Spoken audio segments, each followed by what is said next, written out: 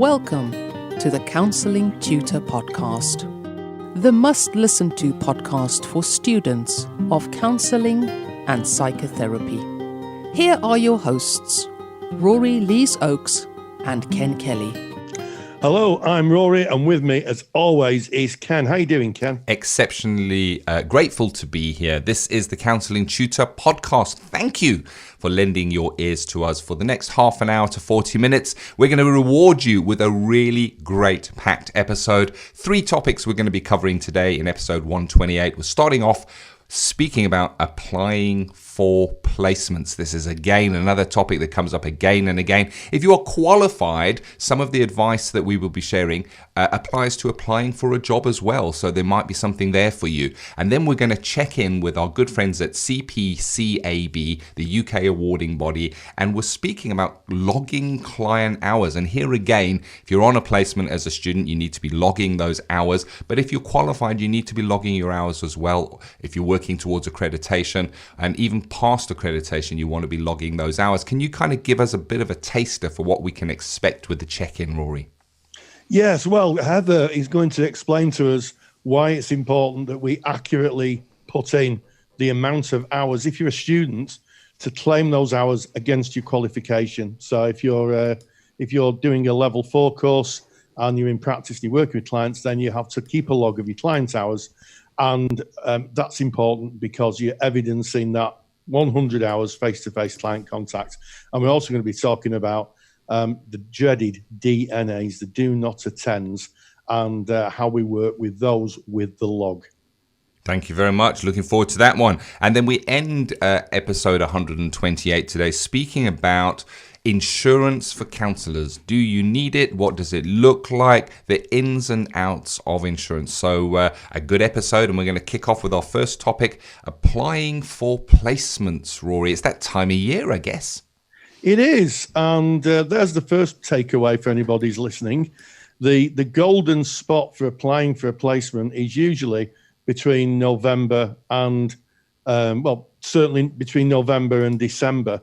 And the reason for that is because there's so many elements to applying for a placement. So there's finding a placement to start off with, finding a placement that's suitable for you to be able to practice in.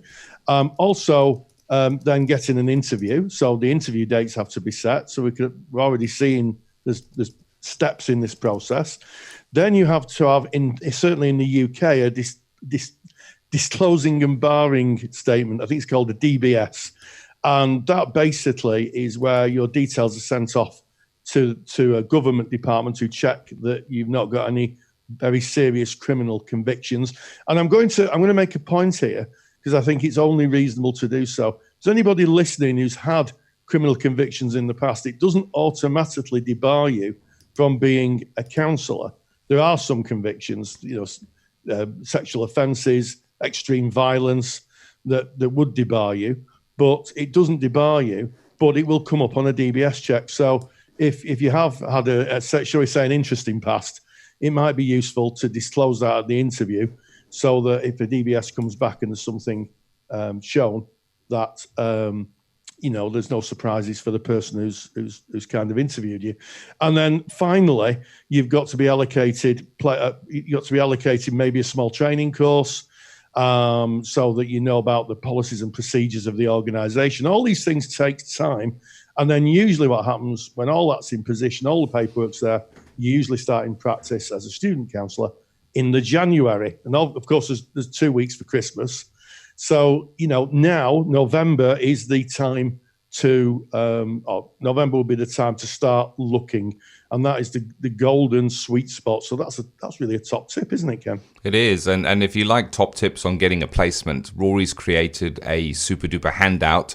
Rory's famous for his super duper handouts, taking the real good information, condensing it down to just stuff you need. And he's created a top 10 tips on looking for and finding the right placement for you. And you can get that free of charge just by going to our website. That's counsellingtutor.com. You're going to need to find your way to today's episode, which is 128. And the way you do that is just click on our podcasts tab in the menu and scroll to episode 128. All our show notes are there, and you can Rory's super duper handout, top 10 tips when applying for a placement, and you can download that and have a look through it. If you're a member of our paid for resource, which is called Counselling Study Resources, well, those top tips, it's difficult to say top tips quickly, Rory, have been added to your Counselling Study Resource, so you can just kind of log in and grab that. And I guess a placement is important. This we know. We have to have it because we have to evidence our hours to our rewarding body in order to qualify. Really, we have to demonstrate that we are able to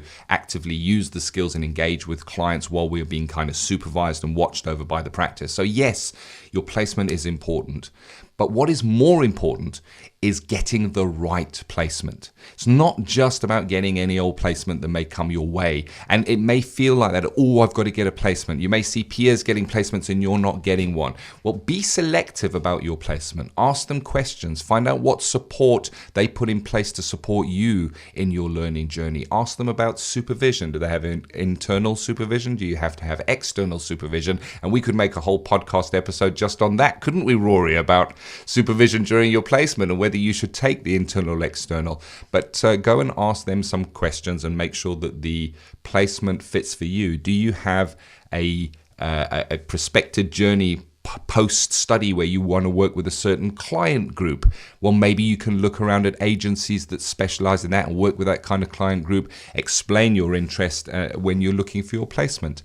And the best placement advice I ever saw, it was from Rory when I was one of his students many years back, was write a letter to the placement agencies rather than just phoning and leaving a message on an answer phone, because a letter will be opened, it will be read, and it kind of makes an impression, whereas an answer phone message, when there's 15 of them that somebody has to go through and they're trying to jot the stuff down, can easily be overlooked, and you may find placements not getting back to you.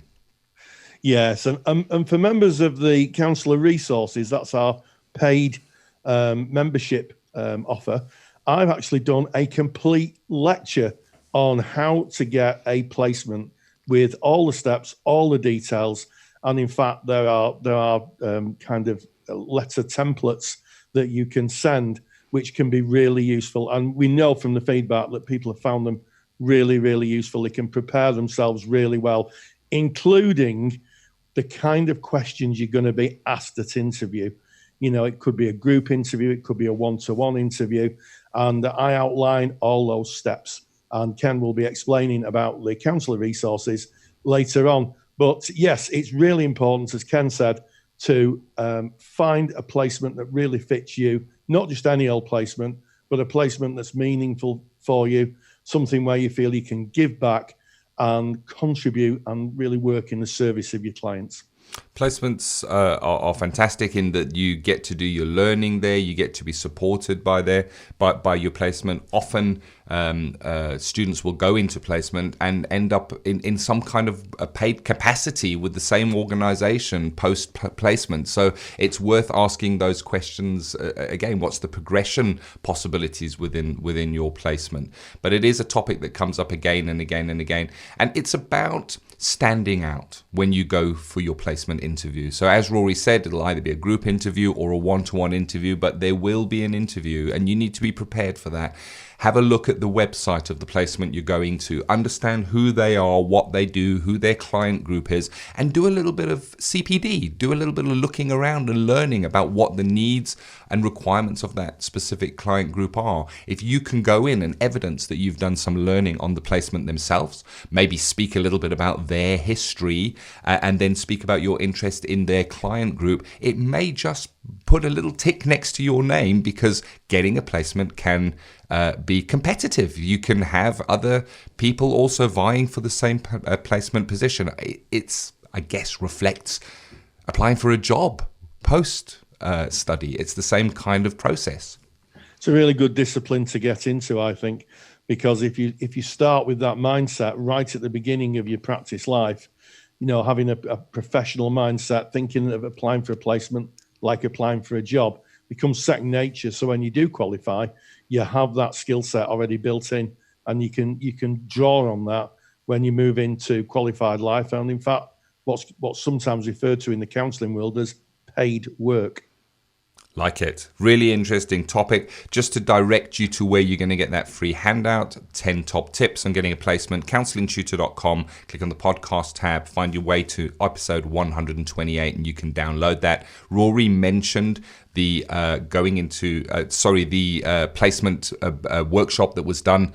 It's really in-depth. It's over 40 minutes just talking you through placements. If you are a member of our paid for resource, Counselling Study Resources, log in, click on lectures, practice lectures, and you'll see it right there for you. If you're not a member of Counselling Study Resource, we'll pop in a little bit more information on that a little bit later. And we suggest go and take a look at it because there's a lot of good stuff in there. But putting placements down just for a moment, part of, I guess, a placement is you go in, you see the client, you do the client hours, but you have to evidence those client hours, Rory. You can't just write them down, as was discussed in the old days, on the back of a ciggy packet. They have to be put down in a formal way that you can evidence the hours that you are doing. And with check-in with CPCAB, Rory, you spoke to Heather about this very topic. Yes, and yes, I spoke with Heather, and Heather explains what constitutes an acceptable claim in terms of client hours. So for those people who are not sure what this is, when you start a practice-based course, that's here in England, that's level 4 and above, and in Scotland, that's diploma and above. For our friends in Scotland who may be doing COSCA courses, what happens is that you have to log your client's hours. So every hour you sit in front of a client and counsel, you have to make a note of that. And usually it's very straightforward: the date, how long the session lasted, the basic themes, and then it's signed off by the practice manager. And the idea is it's a check and a balance. It makes sure that someone who may be not scrupulous doesn't just make them up to not do any client work at all, because it's a practice-based course. Practice means having supervision. Practice means seeing clients. So you keep a log of your clients' hours. And in fact, that's good practice for those people who wish to become accredited, because you can continue that log long after you have finished your studies, and you can use that as evidence of accreditation. But here are the things. In my experience, people have put in things like DNAs when clients haven't turned up. They claim them as hours, and Heather will explain what can be claimed and what can't be claimed, and crucially, how many minutes are in the therapeutic hour. That's not to be missed. Check in with CPCAB. Check in with CPCAB. And we're with Heather from CPCAB. How are you, Heather? I'm very well today, thank you, Rory. Yes, and we're going to talk about the rather sometimes difficult issue of clients that do not attend and how that impacts on students. Yep, that's right. So, shall I kick off? Yes, please. Well, I think it can be at least a frustrating thing for students, for trainees, if their clients do not turn up for their sessions. And one-offs now and again, I guess, are okay. But students sometimes ask if they can include these DNAs, did not attends, in their hours, in their client hours towards their course. And the answer really is no, because the purpose of fulfilling client hours is to have that practice face-to-face or one-to-one with actual clients in the room. So clearly, if they don't attend and they're not in the room, they're not having a session, the student is not using their skills or showing what they can do, they can't record that as one of their hours. Yes, absolutely. And the whole point of assessment and completing the course is to complete 100 hours of face-to-face counselling. Absolutely. Not 99 or 98, but 100. Absolutely, that's right. So no, unfortunately, they just can't be counted, and that can be enormously frustrating at either end of the scale, really. If a student is just starting out and desperate to begin to bring up their hours, or if it's the other end and they just want to be finishing off their hours and they've got a client or two clients who are not attending regularly, then they're not clocking up those hours, and students can get they could get very annoyed with the client if the client does actually come back again. And I guess it might be quite tempting to take it out on the client if they're very annoyed about the missing sessions. And yet that's saying more about what's going on for them and their need to fulfill their hours than it is about what's going on for the client. Absolutely. And as someone who supervises students who are undertaking counselling hours, sometimes, as a supervisor, sometimes I pick that up in supervision, or have done in the past, and it's something to acknowledge, because it can be frustrating. No one likes sitting around for 2 or 3 hours and no one turning up. But being very careful we don't transfer that frustration onto the client. Or onto all clients, and maybe when you're contracting with the client, saying to them, you are going to turn up, That's not done at all, is it? No, not really. And I guess in agencies, there are all sorts of agreements about cancelling and giving notice and that kind of thing. And so hopefully the trainee counsellor is not sitting around for a long time waiting. But even if they've had 24-hour notice of them not coming, that's still very annoying when they were hoping, that's another hour ticked off. And then it won't be. And I guess something for them to do is to reflect on what's going on for them, inside of them, when clients are not turning up, and actually to write about it. Use it as an exercise to write a learning review or a journal, to explore what's going on for them, what's their experience of people in their lives not turning up or being late or whatever, and is something else getting played out here? Yes, you can't beat a little bit of parallel process or some transference that gets played out. And I always used to say to my learners, just take a book with you. Use the opportunity. If the client doesn't turn up, you've got an hour. So use that opportunity, and there might be something you want to read, or you've got an hour of free time in a quiet room. Yeah, how often does that happen? So absolutely. So are we talking about hours? And this might sound a little bit counterintuitive to anybody not in the counselling world. How many minutes is in a counselling hour? Oh, big question. I think it's kind of accepted in some agencies that the counsellor needs time in between sessions with clients to maybe make some notes, to process what's gone on. So they wouldn't want one client finishing at 3:00 and the next client coming in at 3:00. And that's usually not feasible for all sorts of reasons, confidentiality as well being one of them. So I think there's become a kind of partially accepted, fully accepted, I'm not sure, way of working with a 50-minute hour, which sounds very bizarre. So people work for 50 minutes with the actual client in the room and then have a 10-minute kind of changeover time where they can write up their notes, do their processing, tidy the room, let in some fresh air, whatever, then go again with another 50 minutes. And I think most courses would accept that you still count that as an hour.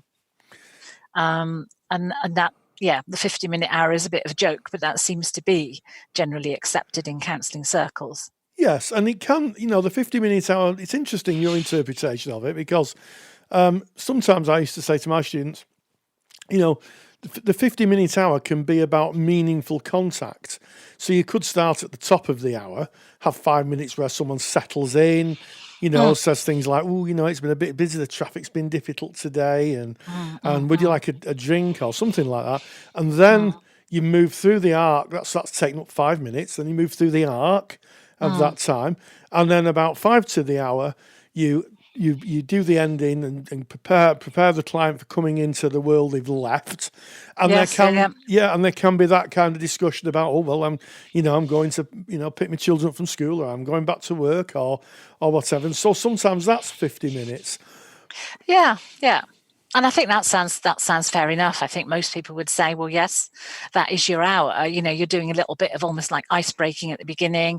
You're doing some winding down and preparing them to leave at the end. And that is part of the hour. I think it's more of a difficulty is when it actually stops at, say, 10 to the hour, because the counsellor wants that time to write up their notes. Yes, because I think if you're offering an hour, you should be offering an hour, really, shouldn't you? Ethically, not kind of 50 minutes. But I take your point. What about those tricky situations where therapy doesn't last for an hour? It lasts for 45 minutes or 40 minutes. Do we log those down, or do we not? Well, I think we're then looking probably at how often that happens. If that's a regular thing with the same clients, because for whatever reason they can't sustain an hour, perhaps they've got learning difficulties, or their attention span is not as great as it might be, or whatever, then you might then only be counting 45 minutes every week, which makes a bit of a mess of your log, but that's probably what you have to do. But if it's just a one-off and they finish early because they've got to rush off, or they can't actually sustain the session any longer, well, then that's probably okay to count it as an hour. But I think if it goes on for several sessions, you'd be looking at that a bit differently and talking to your supervisor about it. Absolutely. Or even the person who does the assessments at the agency, if you're getting people coming through who are regularly saying, I want to go after half an hour, there may be something there in the assessment process. So that leads me on to my next question quite nicely. Yeah. When people fill in the logs for CPCAB, do they fill them in as 1 hour, or how many minutes they've been? So would they say 45 minutes or 50 minutes? I think they generally fill them in as 1 hour. But if it was less than that, they then would put like 3/4 of an hour, or I suppose they'd have to put 50 minutes, which does make it more difficult to add up the total. But that's what they would have to do. Yes. Yeah. So in an ideal world, we don't want to kind of give people the impression of bypassing the rules, but in an ideal world, a log would have 1 hour sessions in it. Well, really. That makes it easier to add up, but as we know, life is not always that neat and tidy, and also sometimes there are students working with children. Yes. And they can count some of their children hours towards their 100, depending on what course they're on. And they might be working with quite small children who couldn't do an hour. Yes. So they might only do 20 minutes or 30 minutes. So they would have to record that. They certainly couldn't put an hour if they'd only done 20 or 30 minutes. Yeah, so it's interesting, isn't it, that we started off talking about hours, counselling hours, but actually as we draw this discussion to a close, I guess, it's situational. It depends on the clients and it depends on the client group. Yeah, absolutely. That's right. Yeah, and the agreement with the agency, I guess, as to how many minutes or parts of an hour that you might be giving to a session to a client. Yes. Well, I think that is just fantastic information. I'm sure there'll be a lot of people listening out there who want clarity on that. I know our post bag sometimes fills up with questions about how long's an hour, right.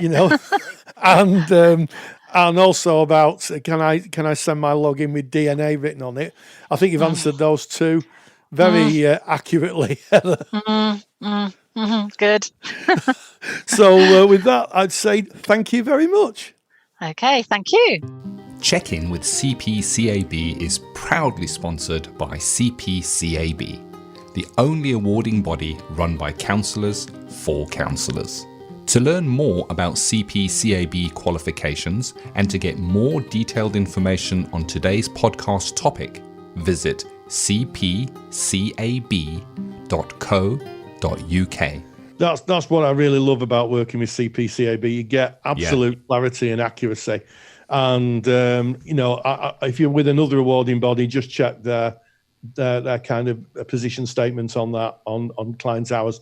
But now we know what constitutes the client's hours and also about how we work with do not attend. And it's something, Ken, that comes up in our Facebook group all the time. You see people in our Facebook group putting in, I've got 99 hours under my belt and I've got an hour to go. And if you're wondering where our Facebook group is, if you go onto Facebook, type in Counselling Tutor, You'll find us, click, knock on the door, and you will join thousands and thousands of like-minded people who are interested in the world of counselling and psychotherapy. Real eclectic mix of folk. We've got students, we've got qualified colleagues, we have supervisors, tutors, and I suspect a smattering of the general public who are interested in the world of counselling and psychotherapy. So if you're not a member, knock on the door and please join us. Get in there, definitely. CPCAB check-in, always useful, and not just for students. You know, you speak about those 100 hours, really important here in the UK, that kind of barrier that you need to break through to go into practice. Depending on the course, of course, you need to check that. There's some courses require more hours. But I remember going to my supervisor during my placement time and racking up my hours and going, oh, I'm at 65 hours. And in a discussion, my supervisor shared with me that she had thousands and thousands of hours, thousands and thousands of client hours. And I remember my jaw falling with my mere 64 hours. But what I was witnessing is good practice, that you don't stop measuring your hours when you stop studying. You continue to measure your hours. So useful information no matter what level you are at.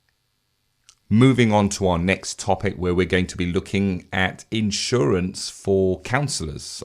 Do we need insurance? What does that look like? And just as we go into this, I just want to quote from the BACP ethical framework, which suggests that the BACP requires, it basically says, we will be covered by adequate insurance when providing services directly or indirectly to the public. That's one of the things that you're signing up to if you are a member of the BACP. You basically, it is an ethical requirement, if I'm understanding that correctly, Rory. You are, and in fact, it's not just a BACP, UKCP, Counselling Society, and the Psychological Society, and anybody really who is overviews practitioners in the world of psychotherapy, counselling, psychology, are now strongly suggesting. And when we use the word strongly suggesting, it's really you must have.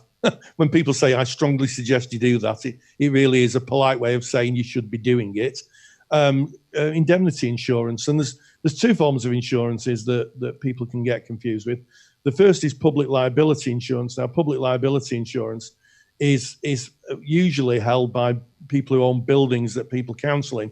So if a slate falls off the roof or someone trips over something and they hurt themselves, a claim can be lodged against that insurance.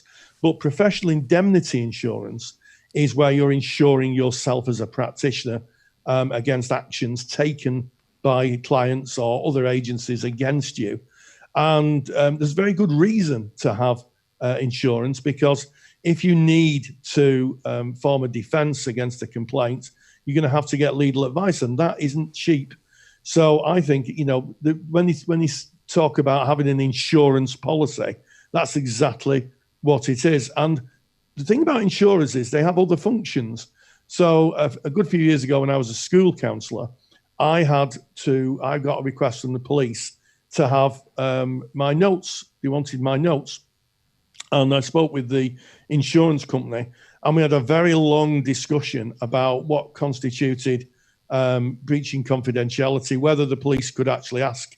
The police can ask, but you can actually politely decline and ask for a court order, or you can ask the client if they want their records released. And they went through with me step by step what I needed to do to make sure that I'd applied the law correctly, I was acting ethically, and also I didn't break confidentiality, which could have opened me up to a whole world of pain in terms of a complaint and people taking legal action against me. And good insurance companies have really good advice lines. It's worth, I think I pay about £50 a year for my insurance. And for that small amount a week, it's not even a cup of coffee a week, I can sleep easy at night. So very, very important insurance for those of you who are practicing as students and qualified counsellors. And at the risk of telling this same old story again, I can remember a good few years ago when I was training, somebody had a complaint made against them. I think it was in Therapy Today. I seem to remember it was in Therapy Today, as I recall it. They'd had a complaint made against them, and it's quite a serious complaint. And the student counsellor asked the organisation to activate their insurance, and the organisation wouldn't. So it's always imperative you have your own insurance. I can't get this across enough. Take responsibility and have your own insurance. Don't say, oh, I'm insured by the organisation, because the insurance is in their name and they can activate it or not. So for the small amount it costs, and I know there's lots of costs in counselling, really, really is important. Protect yourself and protect your practice. The story that Rory has just outlined there is a real life story, and it happens a number of times, sadly.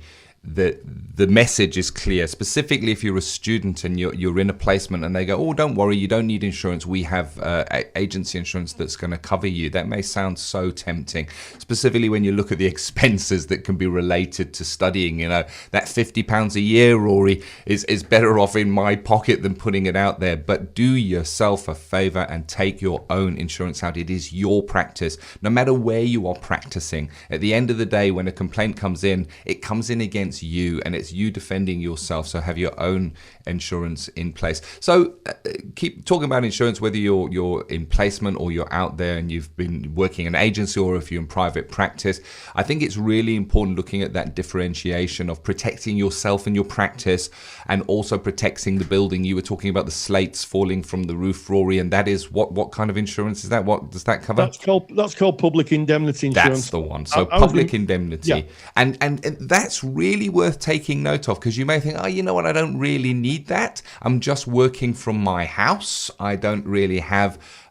You do. You really do need it, because somebody can trip on your stairs walking up to your room. They can trip on a piece of carpet. They can trip walking over your door. So really be mindful of the differentiation in the insurance and what you need for the level of practice that you're at. Of course, if you're in an agency and they're taking care of that, then you don't need to worry about it.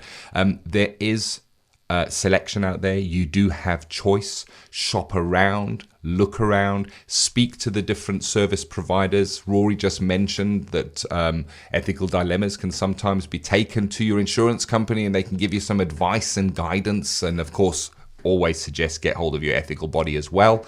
That's important, and speak to your supervisors, but they can provide that level of support for you. But you're only going to know that if you research it, look into it, and see what you're getting for your money. And then, of course, the most important thing with any insurance, whether it be for your home, your car, or your practice, read the insurance policy. Don't buy it and agree to it. The sad thing is, so often an insurance policy is only read when the trouble is hit. Or how am I protected now that I'm in trouble? Take the time to read carefully, especially if you're working in a specialism, working with vulnerable adults, working with children. Read your policy, check what you are covered for. If you go and do a supervision course and now you're offering supervision, do you need to contact your insurer and update them? Yes, you do, because you're offering something different. If you offer face-to-face therapy and then you go and you do a course and you're now doing online therapy, do you need to update your insurer? Yes, you do. Get in contact with them. Read your policy and update them regularly as you update your practice. Absolutely, and as I always say, we hope for the best, but we plan for the worst. And counselling is now a kind of emerged profession. It's seen, I think it's seen, it holds its rightful place in the panoply of helping professions. And there's an expectation that those who practice it take a professional view. I'm sure my doctor, my optician, all carry the appropriate insurances. And I'd like to pick up a comment from Ken. If you're working from home, if you're a qualified practitioner, qualified colleague, you're working from home, check your home insurance, because I would bet my tea bag, and that's a strong bet, really, for me and tea, bet my tea bag that your normal home insurance won't cover you for working in it. And if someone fell down the stairs, you could find yourself in a whole world of pain, financial pain. So that's my view of it. Yeah, that's what insurance is for, isn't it? I mean, we hope we will never find ourselves in those situations. It's exactly what you said. We hope for the best, Rory, but we do plan for if it all goes, as we sometimes say in the UK, Cockney rhyming slang, Pete Tong, wrong. Hey, ending on a little bit of Cockney rhyming slang. Very proud of myself with a big smile on my face as we end episode 128 of the Counselling Tutor Podcast. Started off speaking about applying for placements, also linking that into, hey, I'm qualified and I'm looking for a job, and paralleling those processes. Check in with CPCAB. Rory spoke to Heather about logging client hours in a way that can be evidence, in a best practice way. And we ended speaking about insurance and counselling. And hey, stay grounded and stay safe. Take the stress out of your counselling studies and get the support of Rory and I by joining us in the Counselling Study Resource. Counselling Study Resource, or CSR for short, is the world's most comprehensive assignment guidance and study support resource for students just like you of counselling and psychotherapy. See how Counselling Study Resource can help you. Visit counsellingtutor.com. That's counsellingtutor.com. Thank you for listening to the Counselling Tutor Podcast. Find the show notes for this episode on our website at www.counsellingtutor.com.